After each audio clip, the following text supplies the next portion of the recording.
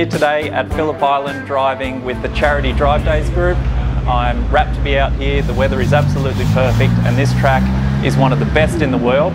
And yeah, Phillip Island's a place where I've always wanted to visit, always wanted to drive this car. It's the reason I built this car, and I can't wait to get out there and spin some laps.